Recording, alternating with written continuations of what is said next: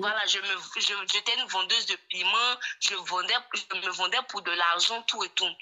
Coucou mes Mathieu de Love, j'espère que vous allez bien, j'espère que la famille se porte bien de votre côté. Moi je me porte super bien. Alors aujourd'hui, comme toujours, je viens encore avec une nouvelle vidéo qu'on va regarder ensemble.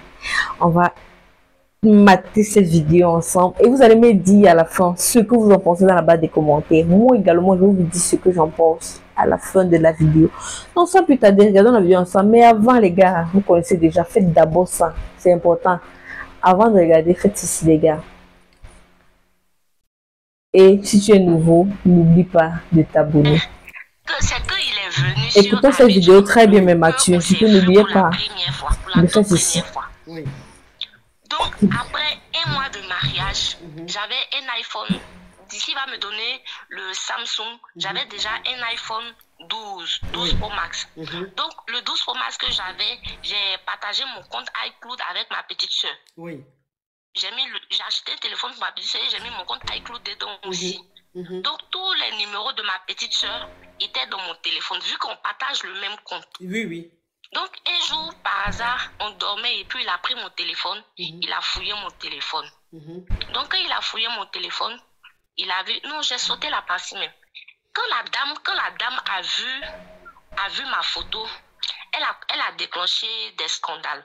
Mais, parce qu'il m'a dit qu'il a dit à sa femme qu'il a marié deuxième femme, il ne m'a pas dit que... Mais la femme a vu la photo comment? Oui, le téléphone qu'il m'a donné, avait le même compte Gmail que la femme. Donc quand j'ai pris mes photos dans le téléphone, c'est parti directement dans le téléphone de la dame. Donc elle a fait les captures et puis elle a envoyé. Elle a pété un câble, elle a commencé à parler. Ça trouvait que moi j'étais déjà dans le mariage et puis on venait à peine de se rencontrer, mais il ne m'a pas parlé de ça. C'est après un mois maintenant où il a fouillé mon téléphone et qu'il a vu les numéros de ma petite soeur dans mon téléphone que j'ignorais vraiment, que je ne savais même pas qu'il y avait les numéros dans mon téléphone. Donc il a fait tout un scandale. Ça a coïncidé aussi que la dame a pris mes photos, elle a envoyé ça à ses soeurs pour que ses soeurs me dénigrent en retour, pour l'envoyer sur son WhatsApp pour qu'elle fasse écouter ça au monsieur. Du genre, j'étais une pute, j'étais une pétasse. Non, pardon, ma petite, faut du poclé. Faut du poclé, mais vendeuse de piment. Ou vendeuse de piment. Voilà, vendeuse de piment. Voilà, j'étais une vendeuse de piment, je me vendais pour de l'argent, tout et tout. Donc, tout ça a coïncidé. Donc, le monsieur, il était sur mon dos. À tout moment, dès qu'on dort, on se réveille, il me dit que lui, il a rêvé. Que dans son songe là, on lui dit que moi et mes parents ont fait du maraboutage pour le séparer de lui et sa femme.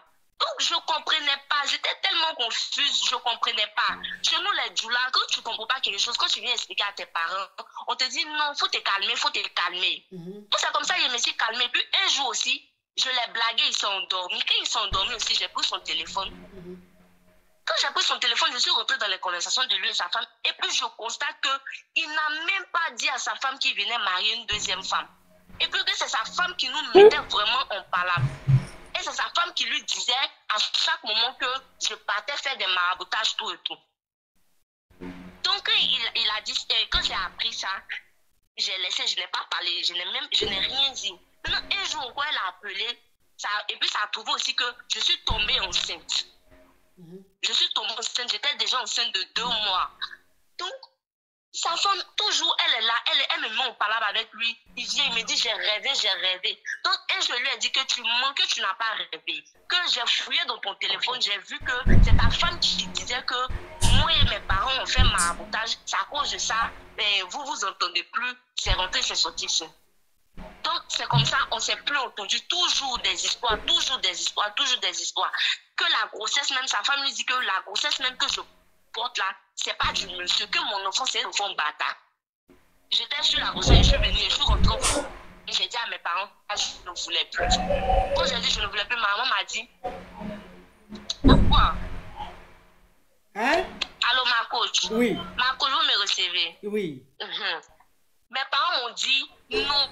Pardon, tu es enceinte, il faut laisser, il faut partir, c'est mariage, il faut attraper ton cœur tout et tout. que quand je suis reparti le 1er janvier 2023, il est venu me chercher à la maison, je suis partie. Quand je suis partie, il a repris les mêmes propos. Ça m'a tellement énervé que j'ai tout barricadé dans la maison, j'ai tout cassé. Donc depuis là, il avait arrêté. Il ne me parlait plus de maraboutage, il me dénigrait plus, tout et tout. Maintenant, le 31 décembre, là, il ne m'a pas appelé jusqu'à vers les 2 heures du matin. Je suis en train de dormir, j'ai accouché même. Je suis en train de dormir, il me dit que moi de me connecter. Il dit, mais je suis en train de dormir. Pourquoi tu veux qu'à 2 heures du matin, il me laisse parler toi? Pourtant, depuis toute la journée, tu ne m'as pas appelé. Il t'a appelé, même tu as coupé. Donc, pourquoi tu veux qu'il va me lever à 2 heures du matin pour parler avec toi? Je ne peux pas me lever à 2 heures du matin pour parler avec toi. Donc, il me suis recouché. Le lendemain, il s'est levé, il a tempêté. Il allait raconter à tout le monde que je suis allé le tromper. Moi, je couche avec des gars. Je suis bouclé. Je vends du piment. Mon enfant, c'est un enfant bâtard. Toutes sortes de paroles, des choses. Donc, ma question est que, est-ce que moi-même dans mon cœur, là, je ne veux pas rester dans ma mariage parce que je souffre vraiment. Je souffre. Il n'y a pas ma paix. Depuis le jeune homme m'a marié, là, je ne suis pas en paix. Je n'ai plus ma joie de vivre. Je ne suis pas épanouie. Il m'a même dit que de fermer mon visage, de me voiler. C'est-à-dire qu'il ne faut pas un autre garçon même va me regarder. Il ne faut pas quelqu'un d'autre va me regarder. Pourtant, il me fait souffrir, ma peau. Je souffre. Je sais que moi-même dans mon cœur, là, je ne peux pas rester dans ma mariage. Mais là, il dit, comme je vous écoute il y a très longtemps. Et puis, votre conseil aussi m'a beaucoup aidé, là. Donc, c'est pour ça que je vous appelle depuis là pour prendre un peu de conseils. Ce que vous allez me dire là, c'est ce que je vais faire. Même si quiconque parle, je ne vais pas écouter. Ok. Donc, je vais récapituler vite fait pour que les Kabias puissent... Donc, l'homme que tu as connu sur les réseaux sociaux, vous êtes eu finalement, 3 mois après, très rapidement, il a dit qu'il voulait te marier, mais dès le départ, il ne t'a pas caché qu'il est marié ici en France, qu'il est avec sa femme ici. Et donc, ses parents sont allés te marier à la mosquée. Et le jour même du mariage, c'est là qu'il est arrivé à Abidjan. Et quand il est arrivé à Abidjan et tout s'est bien passé, quelque temps après, le téléphone, il t'a envoyé un téléphone. Le téléphone qu'il t'a envoyé, c'est le même Gmail que le téléphone qu'il a donné à sa femme. Ce qui fait que tout ce que tu as dans ton répertoire, ça va directement dans le répertoire de sa femme. Puisque c'est le même, voilà. Donc, elle a vu, voilà, elle a vu les photos du mariage, elle a pété un câble, puisqu'elle ne savait même pas que son mari partait à Abidjan marier une deuxième femme. Donc, elle a pété un câble, elle s'est fâchée. Voilà comment, elle, maintenant, au lieu d'appeler son mari pour faire palabre, elle envoie tes photos à ses soeurs qui sont, à ses soeurs, et ses soeurs, maintenant, commencent à te dénigrer, à monter des choses, et elles envoient ça à ton mari. Du genre, tu as une bouclée, tu as une vendeuse de piment et tout ça. Et ton mari, maintenant, au lieu de te dire que c'est sa première femme qui lui disait ça, ou bien les soeurs de sa femme qui lui disaient ça, lui te faisait croire que en rêve, il voyait un rêve que ton père, il voyait un rêve que tu faisais des choses comme ça. Donc, ça a commencé à perturber votre mariage. Et un jour, il dormait, tu as pris son téléphone, tu as fouillé dans son téléphone et tu as vu ses conversations avec sa femme. Voilà comment tu t'es rendu compte que le monsieur, il a été marié à Abidjan là. Sa femme même qui est en France ici, ne savait même pas qu'il partait marier une autre femme. Ça veut dire que sa femme même ne savait même pas même ton existence. Alors que lui t'a fait croire que sa première femme savait que toi, il partait te marier. Mais moi, il y a une question que je vais te poser. Je vais récapituler après. Voilà. Donc, c'est comme ça, vous êtes resté dans votre mariage et tout, et tout, et tout. Tu es tombé rapidement enceinte. Et donc, quand tu es tombé enceinte, vous êtes resté dans le mariage, mais ça n'allait pas. Parce que la femme, la première femme, à chaque fois, faisait tout pour que ton mari te laisse. Parce qu'elle lui montait la tête. Elle n'a pas d'enfant. Comme elle n'a... Oui. Et puis elle n'a pas d'enfant aussi. Ok, donc elle n'a pas d'enfant. Après 5 ans de mariage, oui. Après 5 ans de mariage, elle n'a pas eu d'enfant. Elle n'a pas d'enfant. Donc, toi, vous êtes mariés 2 mois après, tu es tombée enceinte. Donc, elle est restée là à monter la tête à votre mari. Et ce qui a fait que ton mari et toi, il y avait toujours des problèmes. Il disait que l'enfant même, l'enfant n'est pas de lui, que tu as une bouclée, de tout ça là. Malgré ça, tu es resté dans le mariage jusqu'à quand tu as accouché.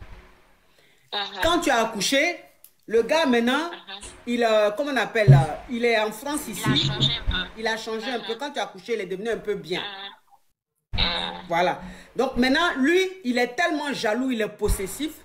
Il dit que oui, il faut te voiler. Il ne veut pas que tu sortes. Il ne veut pas que tu fasses ceci, cela.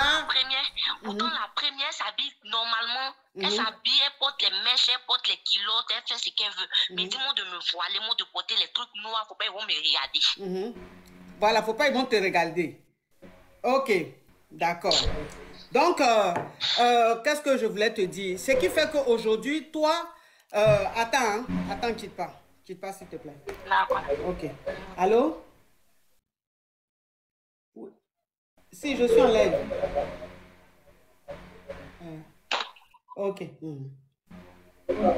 Donc, ce qui fait que le foyer, votre foyer, de toute façon, ça ne va pas parce que la première femme, elle fait tout pour que le monsieur et toi, vous vous séparez.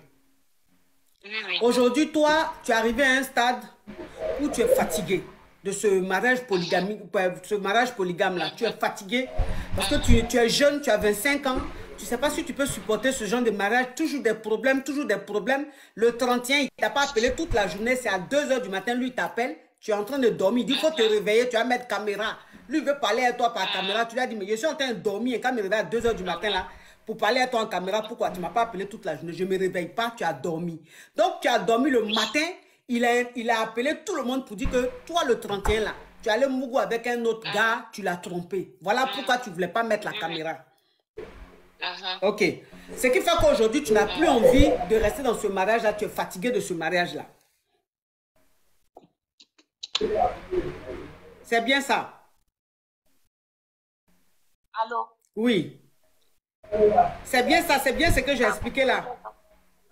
C'est ça. Ok. C'est ça. Maintenant, moi, j'ai une question que je vais te poser. Quand le monsieur, il partait te marier en Côte d'Ivoire, il t'a dit que sa première femme savait qu'il partait te marier. Mais je ne suis pas musulmane, mais je sais que si la première femme est informée du mariage de la seconde de sa coépouse et qu'elle elle valide, normalement, elle devait parler avec toi au téléphone. Ou bien c'est pas comme ça se fait.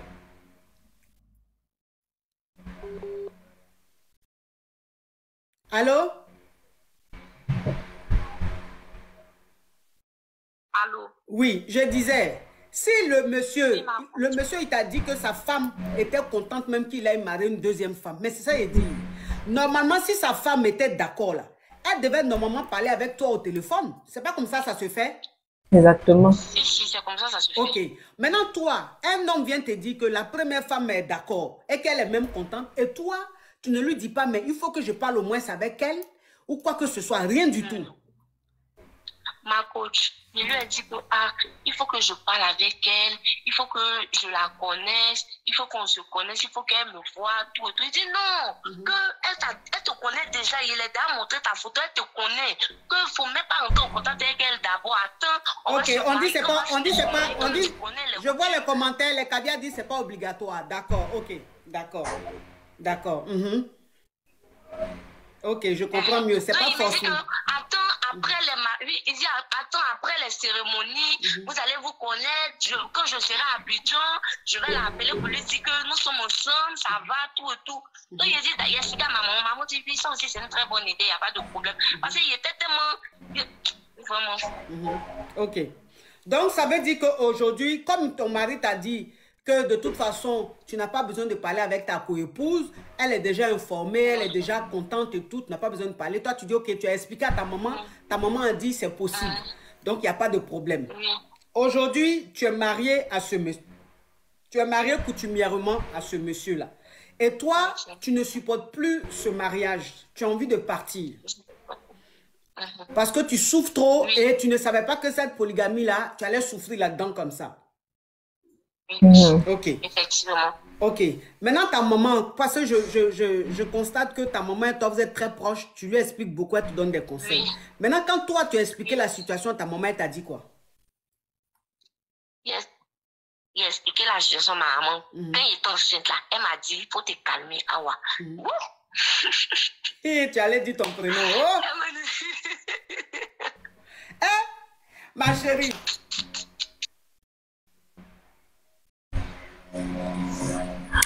Waouh, vraiment. C'est vrai quand même que venir dans un foyer où il y avait déjà une autre femme et s'installer, bah, ça ne garantit pas toujours que tout va bien se passer. Hein.